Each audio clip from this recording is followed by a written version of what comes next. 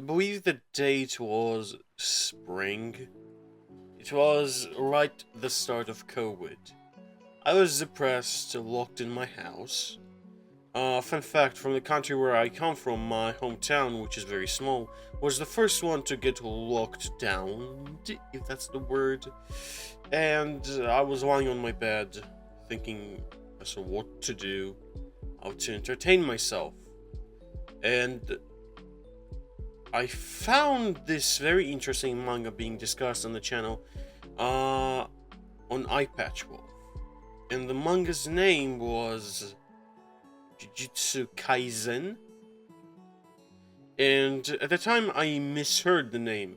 I didn't hear Jujutsu Kaisen, I heard Jujutsu Kaisen.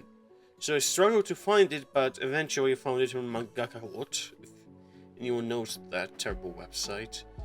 And I started reading it, and I loved it from that very moment.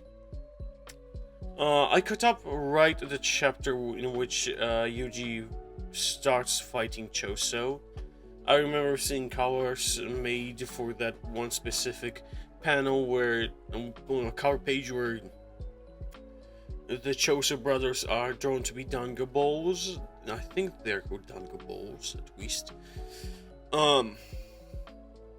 So for the possibly past 4 years, I have been following this series weekly, waiting for weeks when it became a trend to do so. Theorizing, crying over Nobara, crying over Nanami.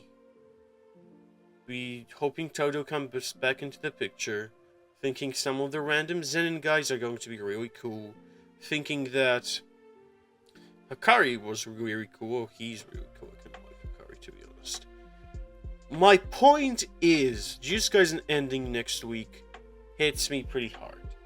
And despite the fact that it might not be an ideal ending, I will still love the series. But let's have a little retrospective. By this I mean I'll talk about my feelings towards the series. I will talk about everything that I felt towards it throughout the years. Naturally, the first 130 chapters I was not there for. But I was there for the first unveiling of the color page. You know, the color page is the first anime PV, which had Sukuna laughing on this green background with one of the Yuji fingers on his tongue. That like PV made me think absolutely different of the anime. I thought they were going to be closer to Gege's art style, and it was reiterated to me when I saw this PV. By the way, this is the first Gojo version, which had shown Gojo within his original manga colors, not purple, which I remember disliking pretty hardly when I first saw it in the anime. He was blue, and I believe the PV was him discussing the upcoming anime and the Yuji, Megumi, and Nobara.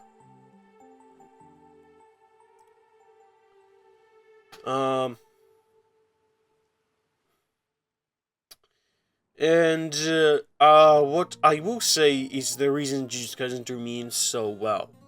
Jujutsu Kaisen's first chapter was not something that drew me in immediately. What drew me in was the art style. I was pretty new to reading manga at the time. I did it from time to time. I did read One Piece, but I think One Piece was the only manga I was keeping up with, and I was not really looking into the art style of something. And commonly, I would sometimes read manga in Russian because I know Russian. But Jujutsu Kaisen was the first time I looked at a manga. Oh no, I'm lying. I was into JoJo, for fuck's sake. I really love JoJo. But after JoJo, the first manga that really intrigued me with its art style was Jujutsu Kaisen. And after Jujutsu Kaisen, I feel like every manga I read, I think about its art style a lot more. Another thing that Gege always made me love was the expression work he did. The expression work on his characters always was amazing. I'm saying was like he's fucking passed away. It is amazing. I always loved how you can tell what the characters are feeling. I'll say not nowadays. it's not always like that, but still. Jujutsu Kaisen is also really funny. I really love how funny a lot of interactions are in Jujutsu Kaisen. And the interesting part is this theory, which was proposed by someone I know on Twitter, that Yuji dying at the end of the Cursed Womb arc was Gege's like plan B in case the series is going to end and cancelled or axed, because that's pretty often occurrence in this format. In this case, Gege would have kept Yuji dead, and that would be the end of the series. But unironically, Yuji's death and the Sukuna vs Megami encounter is what seemingly pulled the series out of the dumps and made it somewhat mainstream. The chapter I always loved was the dialogue between Yuji and Sukuna. I remember when I was first starting to collect the physical volumes, I bought Volume 2 first, because I wanted to see that specific chapter. Well, also Volume 2 had the Gojo's the main expansion. Now, about Gojo himself. Gojo plays a very interesting role in the early chapters. He was not yet... how do I say this? Twinkified by the masses, but he did play this really interesting role in which he was very mysterious. There was not a lot known about him. He was way goofier than your average sensei in anime or manga. He was way more invincible than your average sensei or anime and manga. I will say, at first glance, his design seems kind of lazy. I thought, wow, that's weird. He's just Kakashi, but he has a eye band instead of a mouth band. But still, I grew to love Gojo. I think out of all of the characters that have been my profile pictures, Gojo has been my profile picture the most. There's just something very, very effective about his design. I will say this also, Megumi and Nobara's presence in the early chapters are not as meaningful to me. Like, I knew they were there, but they did not carry as much power with them. Actually, when the Kyoto Festival started, I cared more for Nobara than for Megumi. I know if that's like a hot take, but I liked Nobara more. Just simply because of her dialogue with Momo. Looking back at those early chapters in Kyoto Festival, it's really crazy because I looked at all these characters and I thought they were all going to be important. I was a fucking idiot. But let's not jump a gun, we're talking first and foremost about, say, the Mahito vs. arc. The Mahito vs. arc is where Jujutsu Kaisen sold me on itself. It took this very commonly used concept of having a devil inside the main character, and the devil gives him different powers. But through the first 30 chapters, the only power that Yuji really got was resistance to poisons, which is very situational, and was used, I think, throughout the series only once. And when Yuji begged for power from Sukuna, he laughed in his fucking face. And the other thing that I noticed about Gege Akutami's writing, if Gege doesn't deem a character necessary to the story overall, Gege will kill them off. I think the only exception to the rule is Higuruma, and if you say Nobara is the exception, no, she's not. Nobara is more like a situation in which Gege wanted to keep the character around, but did not want to have them present in a lot of story beats, because otherwise the story would be way too... well, it would end fast, because Nobara is admittedly very strong. But yes, and the other thing that sold me was Mahito. At the time, I was just done reading JoJolion, which is the 8th part of JoJo. I just caught up on it. I might be wrong, but it was the start of the arc where they meet Rai Mamazuku. I know these words mean fucking nothing to you, so I'm not going to spoil you. But Part 1 JoJo is what came to mind when I read Mahito vs. arc. Why? In Part 1 JoJo, I couldn't decide whether I liked Dio as a villain or not. Nowadays, it's pretty easy. I fucking love Dio as a villain. Because he was unapologetically evil. And that mentality of being unapologetically evil scratched the same itch with Mahito, in which Mahito did not need a reason to do the actions which he did. He did them because it was in his nature. He would rather die than be something else than himself. Or itself, because an interesting part about Mahito is that Yuji refers to Mahito as it. No, as him. And everything and everyone else refers to Mahito as it. I don't know if the subs and the dub did, but I know that for fact the manga did it. But yes. This is the reason why I loved Mahito. Mahito knew he was a fucking piece of shit. But he did not need a reason to justify the fact he was a piece of shit. He knows that he did not have a sad, sobby backstory. He was evil for the sake of evil. But he was not nearly as evil as, say, Sukuna, which he got punished for. And I like when the villain is not entirely omnipotent. Like, you can see that the villain is beatable. Like, it's a road you can work up to, if that makes sense. But yes, this is like the old aspects that made me love the Mahitoverse. Like, oh shit, Nanami! The thing is, Nanami being gone for so long, I keep forgetting him. Thankfully, Gege reminds me that he existed. He was important to the story, and he was the first real sensei to Yuji. Well, Gojo was a sensei to Yuji, and he was, I think, taught for a month before meeting up with Nanami. But Nanami was, I think, really struck a chord with a lot of people with his backstory, being this person which hated his job, so he switched to a more profitable job, which he hated too. So he chose in between two evils, as he says, and did the job in which he saved people, finding a new reason to it.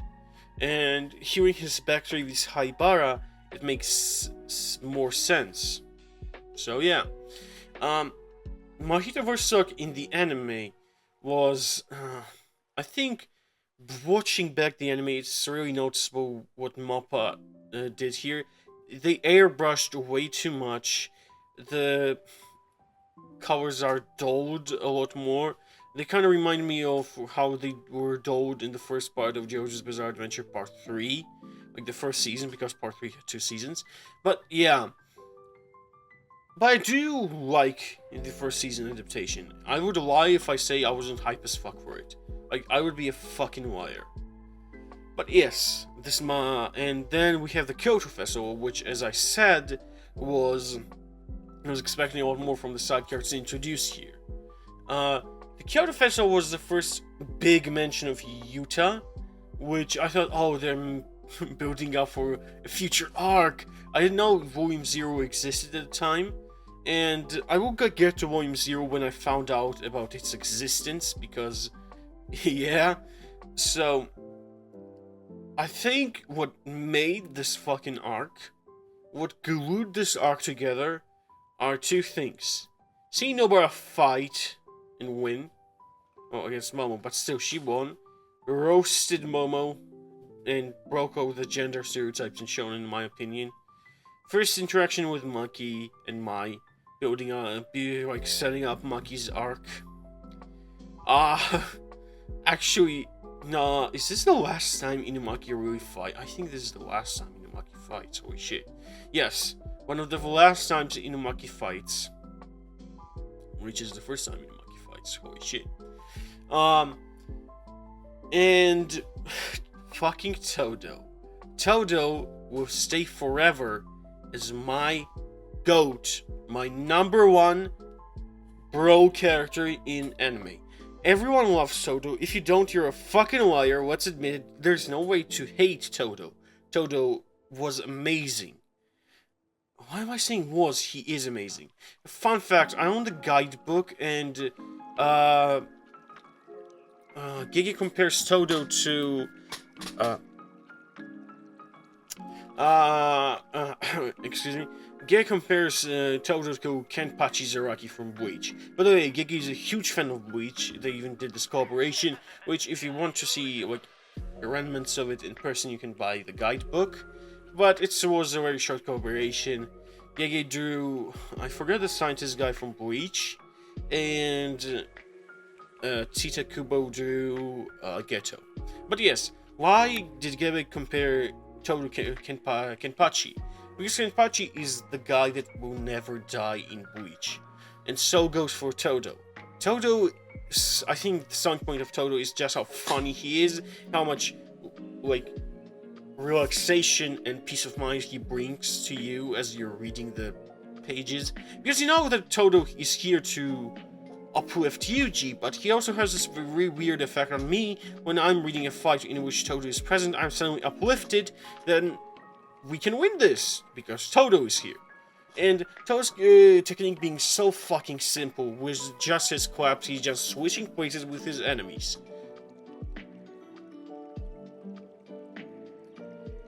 And I think that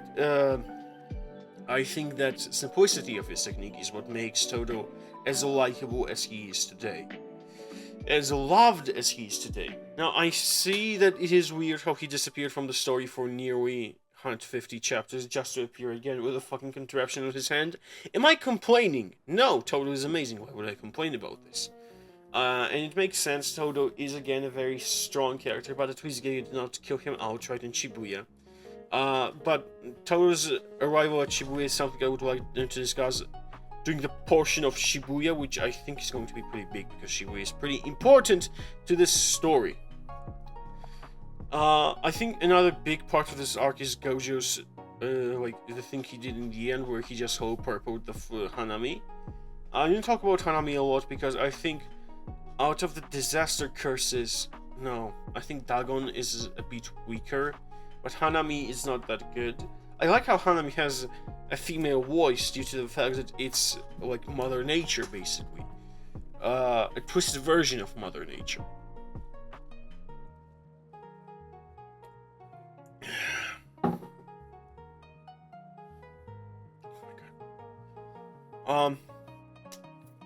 After the end of the Kyoto Festival, we have, I think Gege said that this chapter was recommended to do by his editors, a baseball chapter. But by the way Gege wrote this chapter, it doesn't really feel like it. It feels like Gege really wanted to do a baseball chapter, but I guess I was wrong. There's nothing much to say about the baseball chapter. I like how Gege is still writing in themes. He understands that even if the chapter is filler, it would be okay to write a theme to it.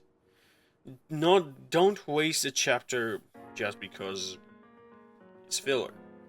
The next arc made me so confused because for some reason while I was reading, I only realized that this is a fucking flashback on chapter 2 of the Hidden Inventory arc, from which I had to reread everything, because I'm an illiterate fuck. The Hidden Inventory is interesting in the first place because when we are usually greeted with a flashback, we usually have the person having the flashback maybe indicate that the flashback is happening. In this case, the flashback just starts from chapter 1, which I imagine was confusing, but I was not there at the time, to say you. Hidden Inventory nowadays has been reduced to this part of the story where a lot of Geto and Gojo ships come from, but to me, I think Hidden Inventory is probably one of the best arcs in the entire series. First of all, it focuses on Gojo. Of course, it's going to be pretty good.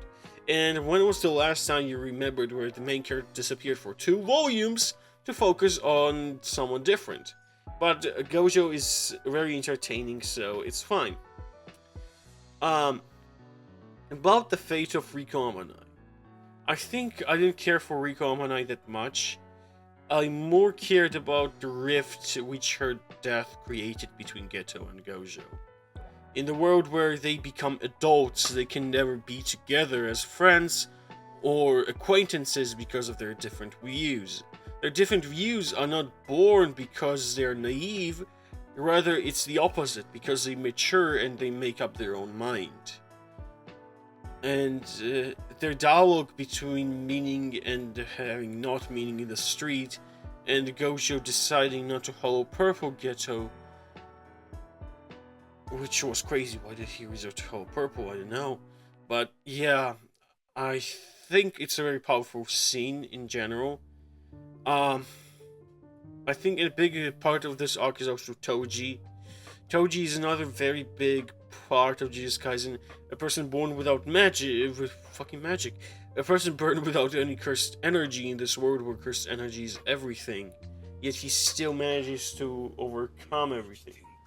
He still has a very weird love relationship with his child, Megumi, which he called a blessing because he saw Megumi as his only blessing in life, which he, as his dying breath, swallowed up his pride and asked Gojo to look after. Which, I don't know, it's really cool. The hidden inventory has a lot of these moments for its playing characters. Toji with his swallowing of pride and a love for his family. Geto from letting everything he built up for his entire life go just because he's feeling like he's maturing. Gojo realizing that everything is not going to stay the same. This world is corrupted to its core, and unless Gojo pushes and builds the next generation himself, he's not going to be able to save it. I think the only part in this flashback which kind of sucked is Shoko, because Shoko, I know there is a canon reason as to why Shoko cannot be in a lot of scenes, because she's healing someone in the background, but still, speaking of healing, I don't know why, but I remember Taibara and Nanami, and I think the review that Nanami had a dude who was serving with him, and he died, is very cool. I don't think it needs a lot more than that, and the anime's depiction of Haibara's death slowly swallowing up in blood, slowly swallowing Geto in blood is very cool. Interesting fact about Yuki. Originally, when we saw Yuki talk to her, everyone was convinced Yuki was some kind of an anti-hero, which was reiterated by this scene in Shibuya where she tells Yuji that she's not necessarily a hero, she's more like a baddie that's just helping them. But yeah, Hidden Inventory is amazing. I don't think I had gripes with Hidden Inventory. Hidden Inventory is also another part of the story in which I noticed the fluid art of Gege. Before that, I think I noticed it in, I forgot Blood Paintings arc. By the way, do you call it the Blood Paintings arc or the Origin of Obedience arc? I think Blood Paintings is a lot more cooler, by the way. Origin of Obedience arc.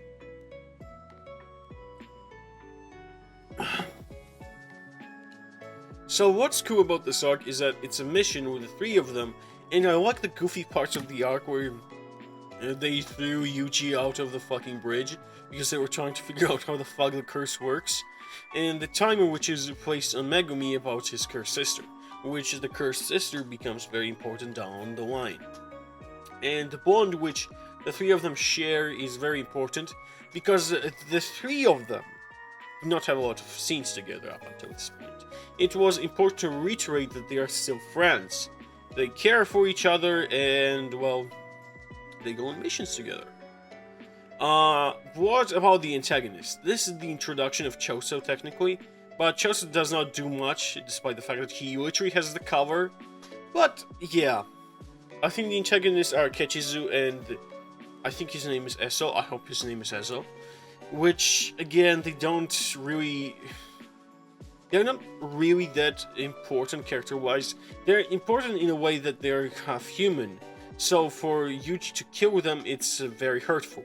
Yuji, at the start of the series, said it had this very interesting theme of not wanting to kill humans.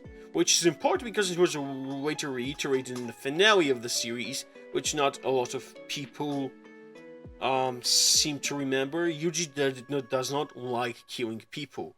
He did not like killing transfigured people, he did not like killing half-cursed people, he does not like killing curse users, and since Sukuna is technically a curse user at the end of the series, he still did not want to kill him and wanted to save him somehow.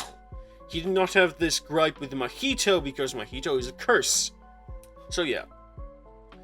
Where was I? Oh yeah. The Blood Paintings arc. Blood Paintings arc also has this very interesting moment with Nobara, which I think multiple people having dyslexia is possible because I read I'm a bad bitch instead of I'm a bad match here. like or comment comment if you heard the same thing here, because I would like to know that I'm not fucking crazy. But yes, Nobara being the GOAT here, double Black Flash being hit. It's all around a really good arc, which is very short, by the way. It's like barely a volume long. And the extras of that particular volume are really funny too, I remember. With Shoko having to heal everyone. Well, and on to Shibuya. Goddamn. Before Shibuya, there was the Kokichi Muta fight, and his name is Mika Mekamaru. I don't know why I'm the only one who calls Mekamaru Kokichi. I insist on calling him Kokichi because calling him Mekamaru feels kind of wrong for me, because he's a human being, right? Why are we calling him after a name he took on as a robot because he couldn't leave his fucking house? But yes, the want to be normal human with Kokichi is something I completely understand. And relying on these very shady ways to do so, I completely understand too. And not at the time, but nowadays I understand as to why he was somewhat confident he could take out Mahito, and maybe contact Gojo. But in the end, he couldn't. From his point of view, first of all, Kokichi's 17. He's very cocky, and of course he would think that he could take out the fucking special great curse, which is Mahito. But knowing that his fate was sealed anyhow, due to the fact that Kenjaku was present there, and Kenjaku could domain expansion, and Kenjaku had the reverse gravity technique, and an endless amount of curses, so Mikamaru's fate was sealed from the very beginning, due to his own hubris. And it's nice to know that he did have a way to contact his friends in Shibuya later on, and help them somehow. But still, it's very sad to see him go. It's very interesting. The character that was important for a whole volume, appeared really for a singular volume, was important to me, and I do feel saddened by his death. Because his death made someone else sad too. I think that plays part to it too. Despite not me caring for Miva, I still would rather not see her cry, if that makes sense. And here comes the fucking Shibuya incident. Shibuya incident, how do I say this? Would it be bold of me to say I think it's one of the best? It's not modern anymore. It started in 2020 and it's 2021, I think. It was exactly a year of runtime in real life. Would it be bold of me to say I think it's one of the best shonen raid arcs ever? Because I really love it. I really love the Shibuya incident arc. The setup being that there is this barrier put on and only Gojo can go in, and Gojo fights these curse users, and they have this plan in which they have people there, and Gojo wouldn't kill people because Mahito has this experience with Yuji Itadori in which Yuji did not kill people. But Gojo being skilled enough to overcome that and nearly win just to get tripped up by his human emotions. As reiterated a lot in the series, Gojo is at his peak when he's not with someone on the battlefield, when he's alone. And Geto's voice taking him out of the battlefield, out of the zone, is exactly what brought his downfall. His humanity. His humanity is what brought his downfall. Him not being able to be a monster. Another thing I remember about this part is me being confused because the fluid art at the time was very cool, but also I noticed that Gojo suddenly has an undercut, like a buzz cut under his hair, which I think is cool design choice. I kind of like it. But yeah, so with Gojo being sealed, we're getting the review that this is not actually Geto. Which is weird to think that there was a world in which Geto was not Geto. By the way, Geto was not Kenjaku, but there's a very interesting nickname which the fandom gave Geto, which was Get2 at the time. You know, like, or fake Geto. But I like to use Get2 instead of Geto because I thought it was funny. But yes, Get2, or Kenjaku as we know him, reveals that he's a puppet. But all of the curses and curse users still refer to Geto as still refer to Kenjaku as Geto at the time. So it builds this interesting mystery. It also Gege blueballed us as fuck because he kind of made us think that Geto has a way to come back, but he doesn't. So yeah, this is the moment Gojo gets sealed, and the countdown to his unsealing on Twitter fucking started. Another interesting part is the setup after the setup, in which Gojo fails, where we see everyone trying to go to the center of Shibuya, B1 I think, and recover Gojo. Previous to this, they were breaking barriers, which Yuji had this scene with the Grasshopper Curse where he fought it, which showcased his strength, which is important. In shonen, it's important to reiterate time and time again at what level your MC is, so the readers are in the loop as to what the current power level is and what the current power ceiling is. There are also scenes with Ino, which honestly Ino is really heartwarming to see, like a regular guy, even though he's not a regular guy because he has a technique which not everyone has, but still, really heartwarming to see Ino in this part, and really fucking cool to see Toji in this part. Toji being on the rooftop when Megumi was down there fighting with the guy with the I don't know how to explain his technique. I just know that you need to crush him with something strong than with something weak. I'll just go to the reverso kilogram technique. I don't know how to refer to it. And it made me think, oh shit, they're finally going to meet. In reality, Toji just fucked up a grandma and left. Another interesting part is we see a glimpse of Maki's relationship with one of the Zenins. Oh my god, I forgot his fucking name. He didn't appear in the story for so long or didn't get mentioned that I forgot his name. What's the fucking... Naobito? Is his name Naobito? Yeah, his name is Naobito. I'm gonna have to make sure. Yes, Naobito Zenin. Naobito Zenin is a character which he's just made to be hated. He, similar to his son, now he isn't down the line.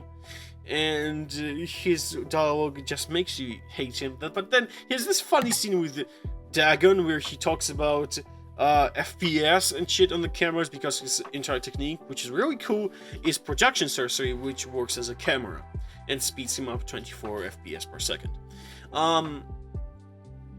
There's also I'm trying to remember as to what I read at the time. Oh yes, Yuji vs. Choso was amazing. Even before the anime adapted it as a hand-to-hand fight, it was still a hand-to-hand fight in the manga. And I loved it for that very reason. I loved it for, weirdly, this part of dialogue where Yuji questions himself and then gives himself resolve, which later on becomes very important for him because his unbreakable resolve is the exact reason Sukuna started to hate the brat so much. And him dying at that moment is very cool. I will say Choso's flashback was very confusing. At the time, everyone thought that it was the same stuff that happened to Todo, which is reasonable to think now, but then Gege says, no, it's not the same thing. Huh. Like, are you sure? But yeah. This leads to Sukuna appearing in Shibuya, but before that, there is also Nanami protecting Nobara, which is interesting because it is the reason Nobara gets frustrated and decides to fight Mahito. So these events are kind of linked to each other. Another interesting part of the Shibuya Incident arc is... fuck, I forgot...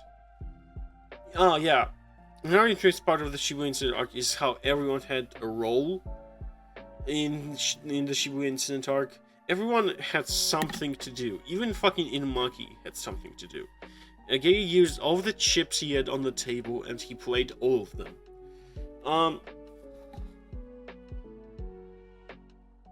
Oh yeah, the Mei fight. I think that's the most forgettable part of the Shibuya incident arc, to be honest.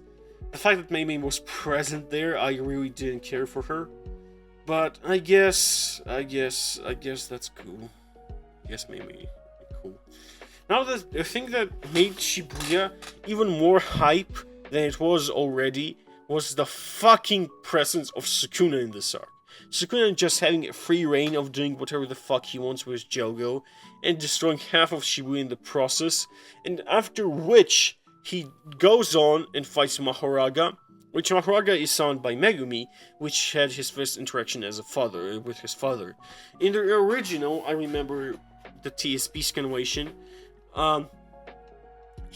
when asked whether Megumi's surname was Fushiguro or Zenin, and he said Fushiguro, Toji said, "Glad to hear," and in the Wiz Media translation, he said, "Good for you," which I didn't like as much. I'm glad to hear it's harder for me, because that means that Toji is relieved that his son is not cursed by the Zenin clan. I don't know how to explain this. But Mahoraga's technique was really hard to understand at first. Despite Sukuna explaining it, he has a mention of this thing called the Yamato no Orochi, which... I know there's like one chapter left. It's probably not going to be explained. But God, I hope if there is a part 2, we get an explanation for all this random bullshit they drop about Sukuna, like, we give a fuck. Like, these are empty feats. We have nothing to refer to. But still, on the positive side, the fight was fucking epic. The guy dying at the end, ironically having the luck ability, is really funny. And Yuji seeing everything Sukuna did and it affecting him as much is really cool. And the anime having the fucking specials opening playing was really funny. I don't know how to explain it. Like, it was... At first I thought, well, this is out of place, but then I thought, well, the lyrics kind of match up, and then I thought, well, this song is kind of hype, so I think it's pretty cool. Next up on the chopping block is Nanami's death. In the anime, they kind of draw Haibara weird. He looked like an Attack on Titan character. I don't know how to explain this. But yes. Haibara pointing north in the anime. I believe... Was Haibara pointing north in the anime?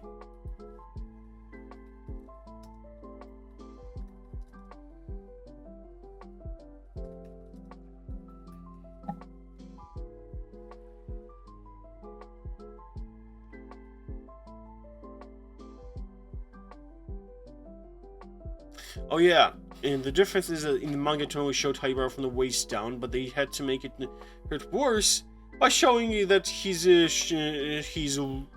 directly pointing at Yuji.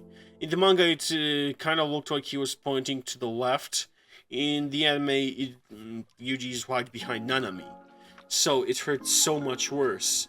And it hurts so much worse by Nanami not being able to tell Yuji that I don't know, fuck, it hurts. Like, leave the rest to you is a curse for Yuji. Another list of curses, which the first goes with his grandfather's words at the start of the series, to be a good person, which later on Yuji adapted into not being a curse anymore, rather being his way of life. The way he wants to be, not alone like his grandfather. And Nanami being another curse on him, later on adapted into the motivation to be a cog, to exercise curses, to punish them. And the fight which proceeds against Mahito, the delivery in the sub of Yuji just screaming at Mahito, "What are you, Mahito?" Just screaming at him. And it's so good. The anime adapts the fight so well. Nobara joins in, reminding him that he's not alone, but only to die in front of him is another blow to Yuji's heart, to his resolve, which finally gets broken, just to get reinforced by Todo. And that's what I mean by Todo uplifting the situation.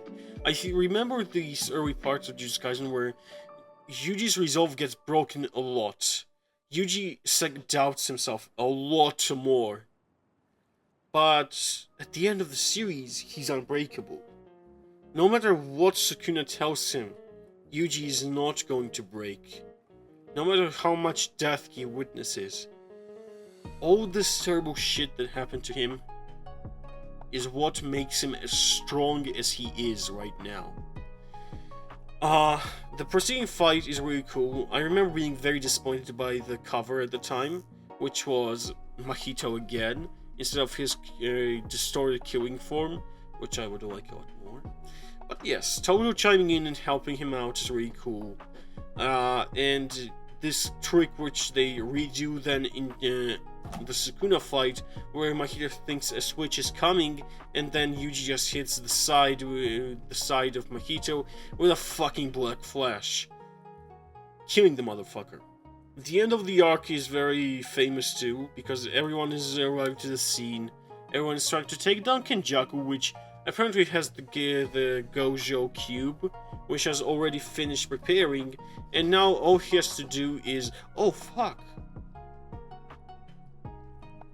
Did Kenjaku use his technique to manipulate gravity in order to place the cube in place, so no one could pick it up? Holy shit! Oh wow. But yeah. The fight goes on. Rome comes to the scene. They freeze everyone. They try to kill everyone except Yuji, just for Yuki to arrive to the scene and save everyone. Yuki lets Yuji go. The Jujutsu Society is in shambles. Naoya wants to kill Megumi because he becomes the next successor, and Megumi is searching for Yuji, and Yuta gets reintroduced. At the time I was aware of Yuta, like I already read Volume 0. The reason I did not stop in the middle of the Shibuya talk about Volume 0 because I thought it would be out of place. I heard about Volume 0 right after finishing the Choso fight, because they reviewed the new cover for Volume 0 re-release. And I was like, for what? And then I found out there was actually a batch of 4 one-shots, was the original Jujutsu Kaisen. And another fun fact, this page wasn't present in the scanlations I read at the time. So, what can I say about Volume 0? The reason Volume 0 is not Jujutsu Kaisen right now, because it was very basic and simple. It did not have a lot of going for it, and I think main parts being Yuta as a main character not being very prospectable. Yuta as a main character is very blank. Like, Yuta is a good guy. Yuta has this dark side to him which he uses. Basically, Yuta is a lot more cliche than Yuji is. And Yuta's character development cannot go as far as Yuji's, because Yuta is already very strong.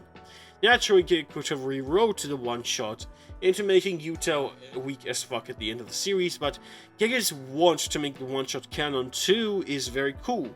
And I do think that reading the manga for Volume 0 is pointless, probably watching the movie is the better way to experience it, because the movie adds extra stuff which is not present in the manga because it was not yet developed, like Black Flash. Fun fact, Black Flash was actually an editor's idea.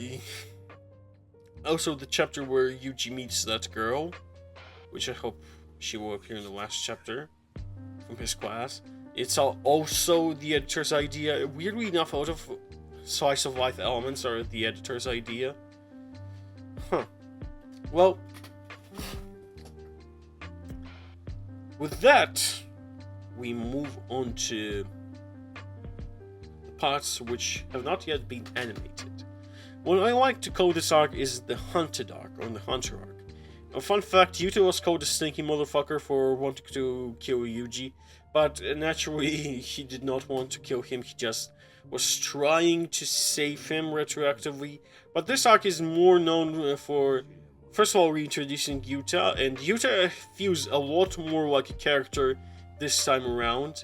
He's this kind dude which is looking after everyone, like an older brother figure, but not like Todo, which is very energetic, rather really timid and really nice and kind. And with him reintroduced, it also introduced Naoya.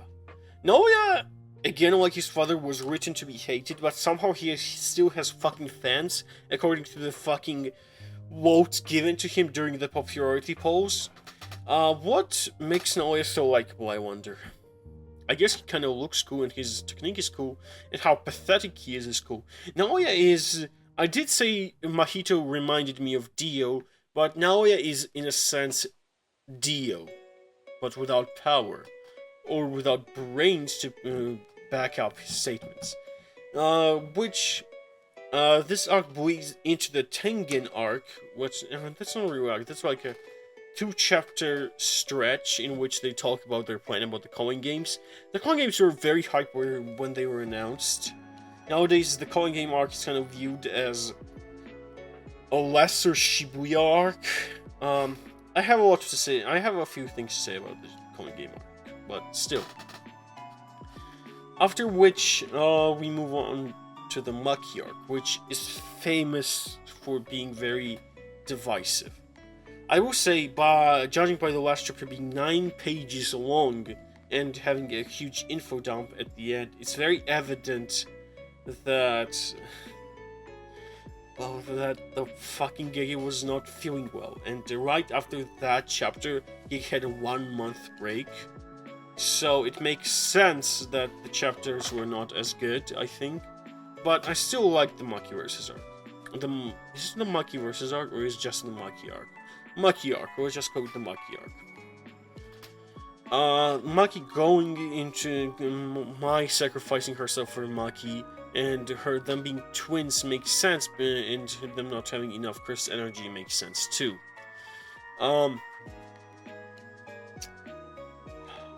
My sacrifice hit me a lot harder. Despite them not talking a lot in the past years, having a few resentful feelings to each other, they were still sisters and they still cared for each other.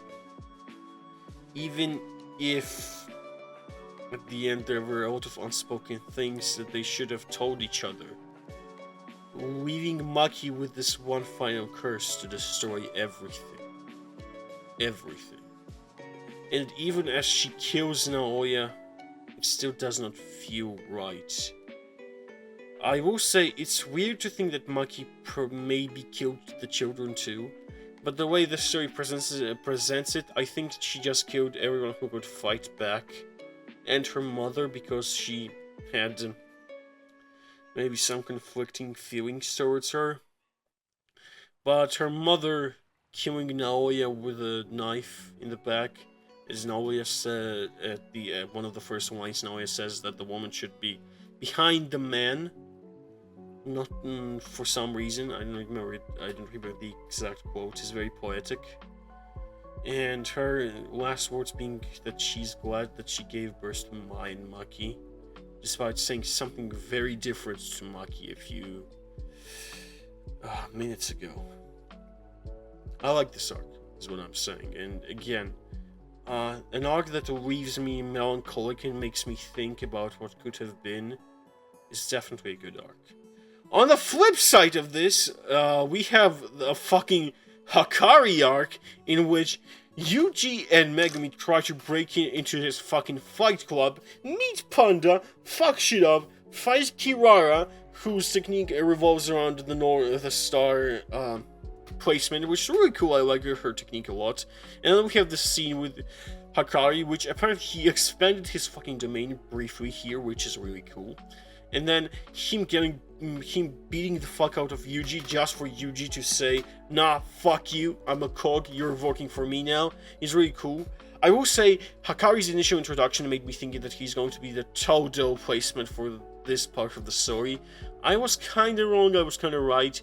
I think his relationship with Yuji should have been developed more, because I really like how he bonks Yuji in the head in the last panel of this chapter, like signifying that, yo, you're fucking stupid, kid. Well, mad respect to you. What else? What else? I can't say a lot about the Hakari versus talk because it's very short, it's straight to the point, which I think always makes me remember it very well. What did feel weird is Higuruma's introduction. Higuruma's introduction is a single chapter which took everyone by storm and made you love Higuruma. Giving a character a single chapter is a very bold thing to do, and I think it worked in favor because Higuruma was just that good of a character. Higuruma being this, fun fact, Nanami was supposed to be a villain later on down the road, like the first time he was introduced. A dude who killed his entire office and is a cursed user now, and it was going to become an ally to Yuji. And I think Higuruma is that idea, but reborn with Gei's new writing style. I also like how unique his face proportions are. I don't know how to explain it.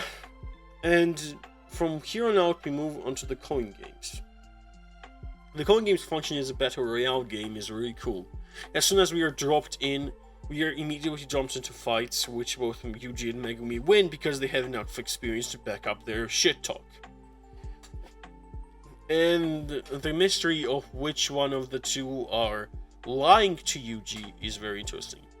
I will talk about the Reggie fight first because I really like Reggie.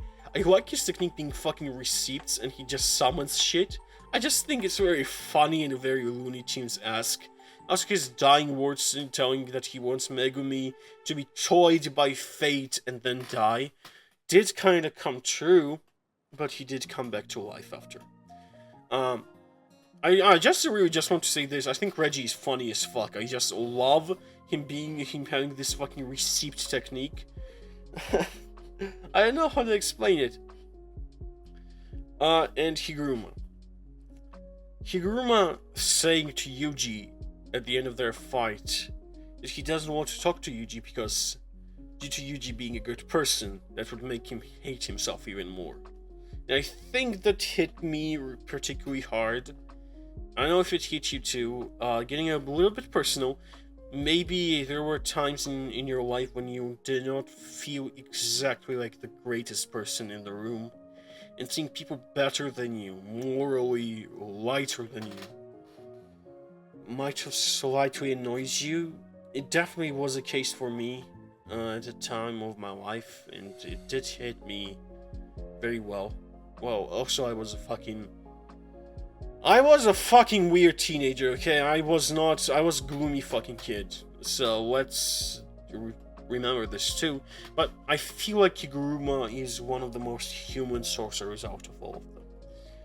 And that's the reason as to why him having talent is not reason enough for him to be a special grade.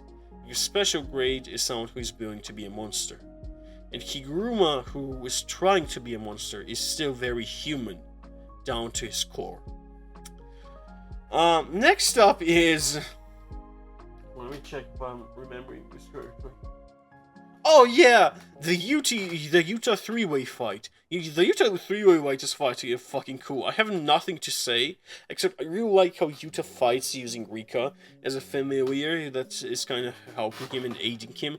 I have been on this quest on D&D to find a monster that can be conjured up, which is similar to Rika, and make the build optimal for me to be using long swords too, so I can have this huge familiar fighting around with me. Off topic again, I'm thinking of choosing Druid and Wildfire, maybe flavor the Wildfire as a huge creature, and then dip into Eldritch Knight, but we'll see. Another thing I really like is Granite Blast, really weirdly. I have this weird love for characters with pompadours. Maybe it's because I really love Josuke from Diamond is Unbreakable. Uro is really cool. Her literally manipulating space and sky is really cool, and distorting it. I really like the cockroach curse. It's really why this arc is just really cool. This fight was cool, and I just liked it a lot. Yuta also having this side to him, which again, he's a very kind person. He takes the time to save people. He's the one doing it, despite him being probably not the best person for this mission. Him also not wanting to have Gojo kill his own friend again and do it with his own two hands is another really interesting aspect to Yuta. And him deciding to keep both of his enemies alive, not taking up the credit for it, and just saying, well, you should be grateful to my friends because my friends are kind people, is another aspect of Yuta's personality, which I'm a huge fan of. This arc in general seems to be crafted for you to really like Yuta, and not like in a way that you think he's like this raw cool character, in more a way where you genuinely vibe with Yuta. You would hold a conversation with him. You would like to be his friend. Also, Miva appears at the end of those fucking chapters. I have no fucking idea why, but I remember Twitter on that day. Everyone was so fucking confused. The only thing I dislike about this batch of chapters is that Ryu took up the fucking cover when it should have been Uro, and Ryu's cover is fucking ugly. Kajima with Hakari is where I think people start having problems with this arc. First of all, the fight starts out with Hakari fighting a French fucking mangaka, which the only thing this encounter ends up doing is reminding us that there are awakened players in Tokyo, and that in the future, Yuta will have a slight advantage against Sukuna just because he copied this guy's technique. But yes. And after this awkward start where we're kinda introduced to Hakari's technique, which hinges on his domain expansion similar to Higuruma's technique. By the way, Higuruma opening his domain right after Yuji just tried to hit him is funny. Yes. Then we're moved to the Panda vs Kashimo fight, which is barely a fight, and a big portion of the chapter is just Panda remembering his past, which is drawn in this very cutesy art style, admittedly. But still, and seeing Panda's third core for exactly 2 or 3 fucking panels is cool too. But Kashimo is the biggest fraud character I have ever seen. He's cool! He's fucking cool! But that cool amounting to fucking nothing in the series is weird to me. Hakari, I'm one of the few people that really like this fight because I really like Hakari and his technique. Any character that just dances during the fucking fight is cool in my book. Hakari literally just started dancing on Kashimo and regenerating and fighting. Hakari is admittedly just an overpowered Deadpool during those 4 minutes, and Kashimo refusing to wait for the 4 minutes to end and deciding to kill Hakari during those 4 minutes is very cool. But the fight does have a lot of pacing issues, and the fight does have 2 moments in which the fandom was like, what? Because Gege kind of forgets to explain things. First of all, moving the domain's coordinates being a thing you could do, I don't believe that was ever explained or shown to us before this. Second of all, making a binding wall with yourself was not a thing that was previously shown to us. And just showing it like, oh, I made a binding wall with myself. Some narration that's saying that this is even possible would be pretty good.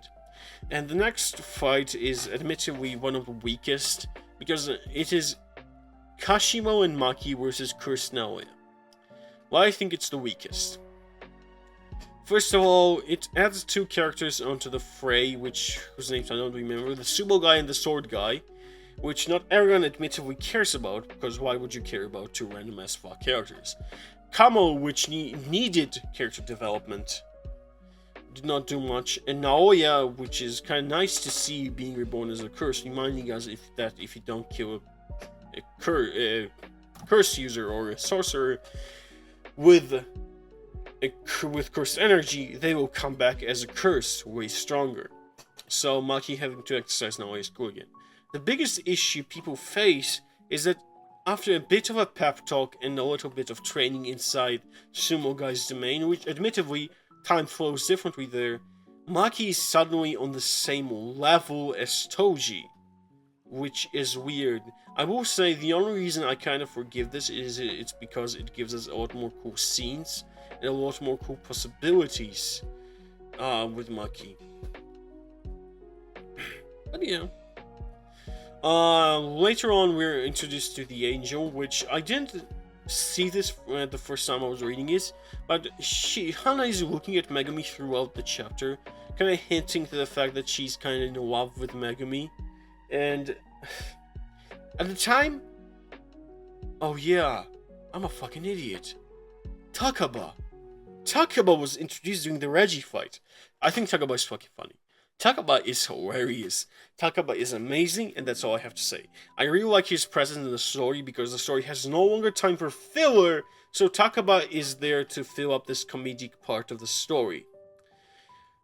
The American people coming into the Japan and stealing Japanese sorcerers. First of all, a big L on Gigi's part is making sorcerers only Japanese, which, why would you limit yourself to that? That's what I don't get.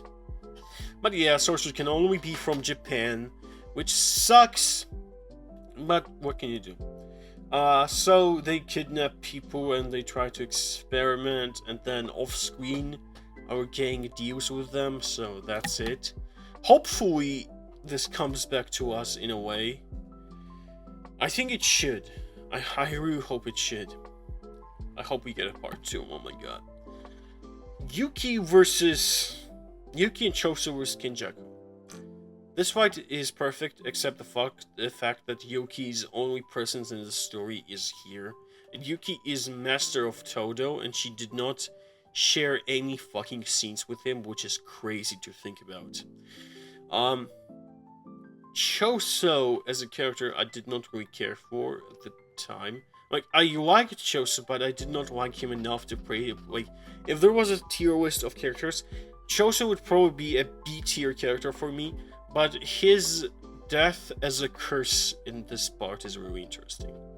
Him sacrificing himself in a way is interesting. Yuki forcing that sacrifice is even more interesting.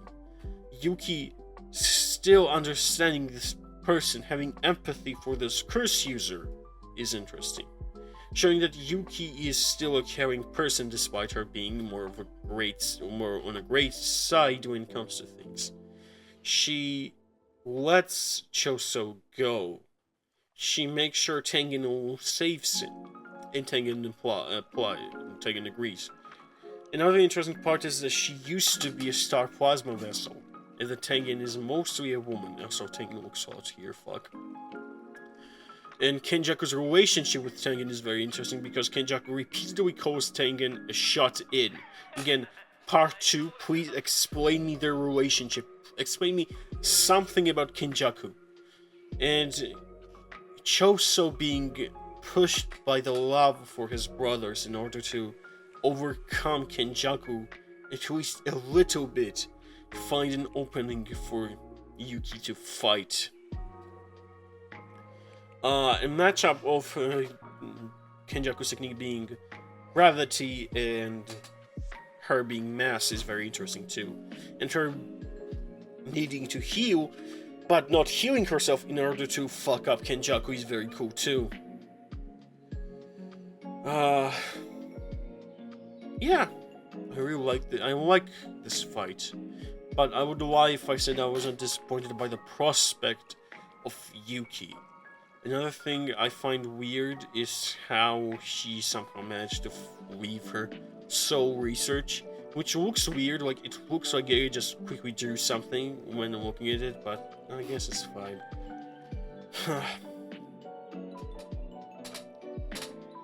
Oh, next up on the list is... I think if at the time everyone had weird conflicting feelings about Jujutsu Kaisen, due to how the Coin Games arc was going and its pacing being very weird, I think the next stretch of chapters is what brought everything back. Megumi turning into Sukuna. First of all, the plan being that Megumi's soul needed to be broken properly so Sukuna could switch into Megumi is great. Sukuna noticing the presence of Mahoraga from chapter 14 is great. Sukuna knowing that these animals are really powerful and they could really synergize well with his abilities is great. Sukuna realizing that potentially Mahoraga is his counter to Gojo is really, really great. And what puts the cherry on the top is the chapter being named Cursed Womb Part 9. I think I'm in love with this stretch of chapters. Yoru's being reviewed as a possessed player, which did not come to anyone. For some reason, no one thought about it, which was very obvious. If you think about it, why would Yoru not be? Why would Megumi's sister not be incarnated player? And this punch which Sukuna delivers onto Yuji is very cool. I will say Mekuna's design is not as good as Yuji Kuna's, but I really like how smug and squinty-eyed he looks in Megumi's body. And him summoning Nue the size of a fucking skyscraper is really cool. I do like the weekly version of Nue here more. And Takawa somehow negating the ability and Maki just tanking it is very cool. Maki using Yuji as a fucking sword is really cool. Yuji finally getting his first fucking punch on Sukuna is really cool. As Sukuna was slicing Yuji, the first thing that came to my mind was the line from the Blood Paintings arc where, if it's only pain, Yuji Chidori won't stop. But the arc does end with Rome helping Sukuna escape, leaving them alone and distressed. After which Sukuna goes on to kill Yoru, which admittedly is very weird. Why is Yoru flirting with Sukuna, who is in Megumi's body, and Yoru in his sister's body? Anyway, yes, I'm not going to be discussing this part of the story.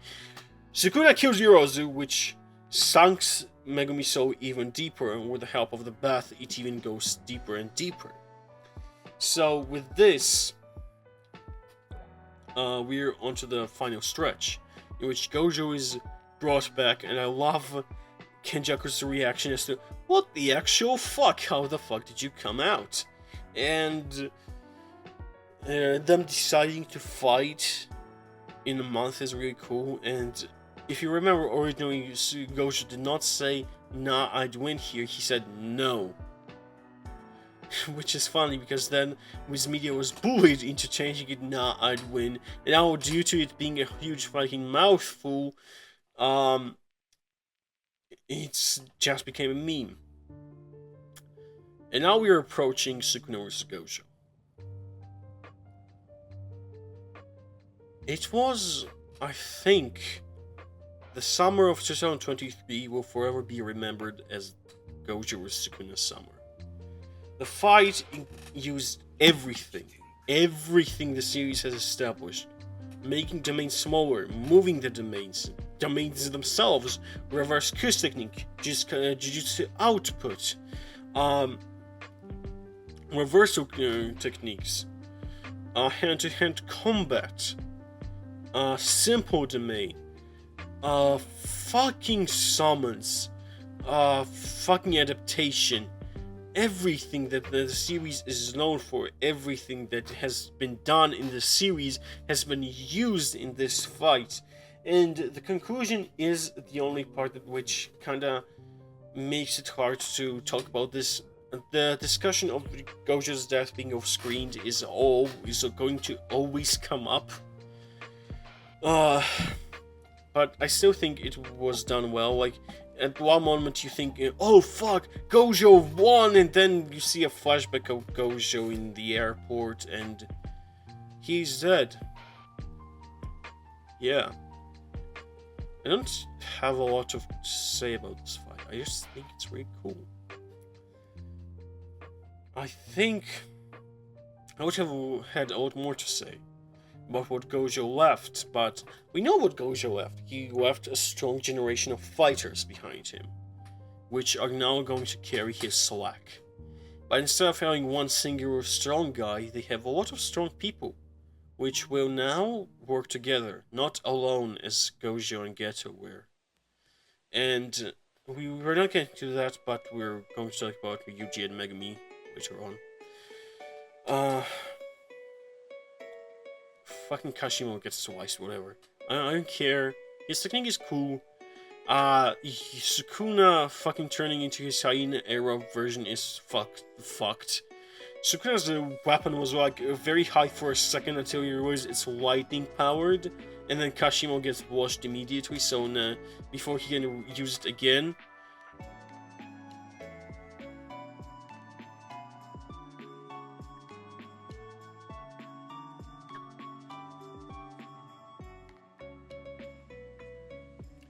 Before he can use it again, Higuruma confiscates it, so we are left without this item. By the way, Higuruma being dead, in this, I think everyone thought Higuruma was going to be dead here. He's alive, which is cool, because nowhere was stated that he was exactly dead. And Sukuna stopping for a second to think about Yuji and how his resolve is unbreakable, is, I think, everything that this series was building up to. Every broken moment Yuji had is now what makes him stronger. What happened in between was Tagaba versus Kenjaku, which is just a funny fight. I actually enjoyed this fight just as much as Sukuna versus Gojo, because I think it's just genuinely really entertaining. I really like the conclusion to the fight, and Todo's presence being kind of hidden here is really cool too.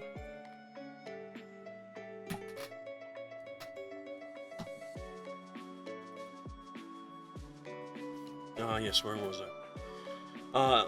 I just thought Kenjaku and Takaba was very entertaining. Yuta coming back to fight is really cool. Kenjaku's ending is bad. I'm not going to hide it. I really dislike how his ending is here. I think it could have been done way better.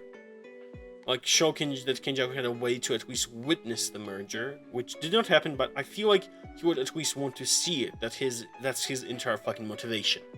But yes, Yuta arriving and using copy techniques is really cool to see.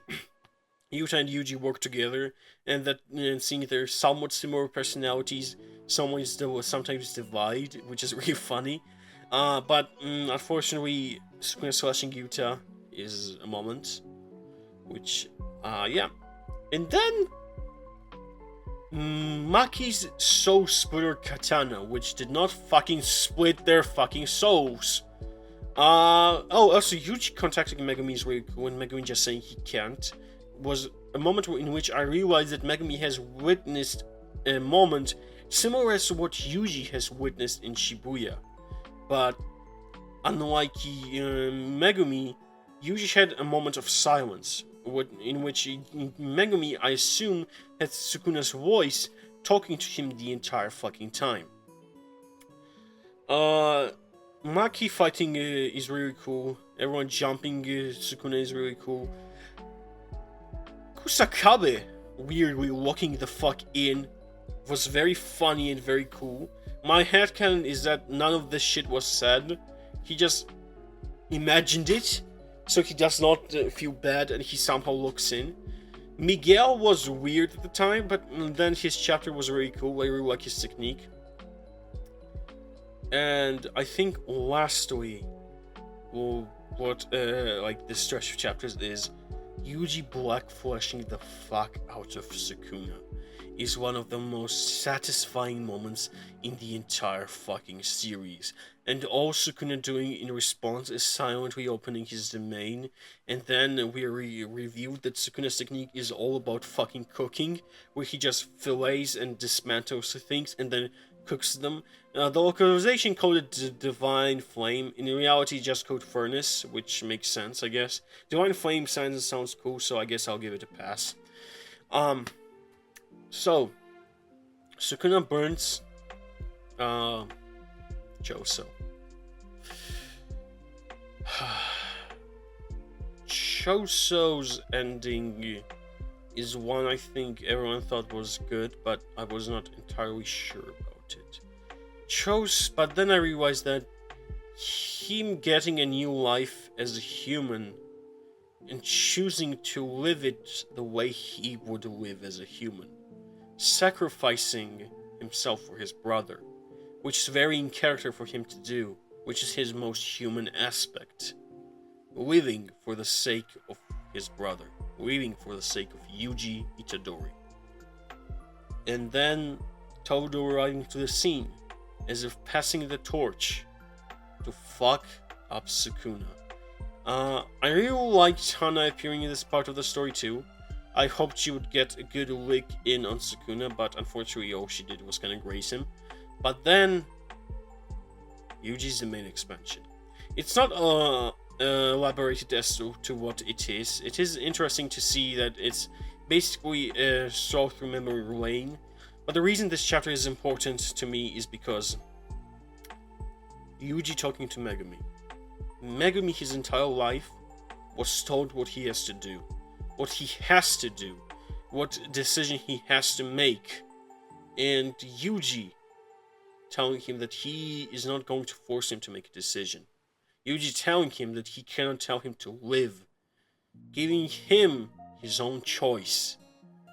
And this parallels Geto and Gojo perfectly, in a way which they did not step on the same brakes as Geto and Gojo.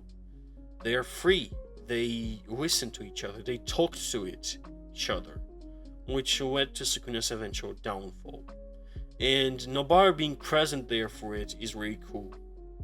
Nobara being there to push Sukuna. Sukuna was defeated by Yuji, yes, but if not for Nobara doing the resonance and Megumi fighting back, it's really the trio working together. And Yuji choosing to at least give Sukuna a chance to redeem himself somehow, is what is important, because at the end of the day, Sukuna started out as a human. In Yuji's eyes, Sukuna still has a way to redemption, because Yuji does not like killing people. So in a way, he still wants to save him. As Yuji told Sukuna, he no longer views himself as a cog. He views himself as a person who is just living. And he believes that he can live together with Sukuna, which he doesn't. I did omit a few things to like Kenjaku somehow getting the soul of Sukuna's brother, but this was not a reiteration of the entire series. This was me thinking out loud about the entire series, and it does have a lot of plot holes, a lot of moments which I dislike. But for the past 4 series, it has been a pleasure to wake up every morning, waiting for the weeks, discussing the series, thinking about it, buying the paperback volumes. Jujutsu Kaisen means a lot to me. Jujutsu Kaisen is the thing that made me want to become a manga artist, publish my first book, become someone, I guess, despite it not being a perfect series, despite it being funny that a shonen series made me feel this way. Jujutsu Kaisen means a lot to me. Jujutsu Kaisen means a lot to me. Maybe it won't end perfectly, maybe we will not get a part 2, but before it ends, before everyone swarms the series with hate, and I would just like to say, I'm thankful for Jujutsu Kaisen. I love Jujutsu Kaisen, and I think I'm okay with it ending now. Yeah, I think saying everything that happened in Jujutsu Kaisen, my thoughts on it, and reminiscing with it, looking at blank screen, was really relaxing. See you later.